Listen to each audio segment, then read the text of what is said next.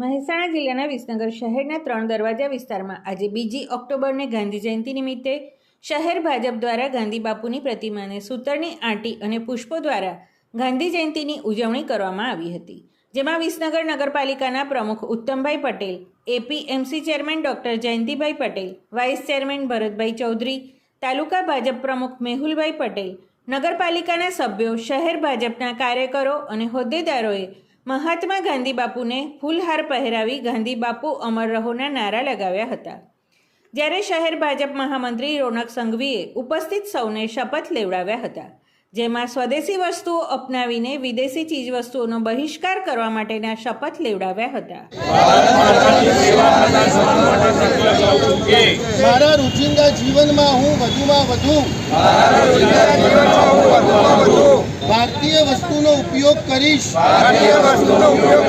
અને આયાતી વસ્તુઓની જગ્યાએ સ્વદેશી અપનાવીશ। ઘર, કાર્યસ્થળ અને સમાજમાં ભારતીય ઉત્પાદનોને પ્રાથમિકતા આપીશ, તેમજ ગામ, ખેડૂત તથા કારીગરોને સમર્થન આપીને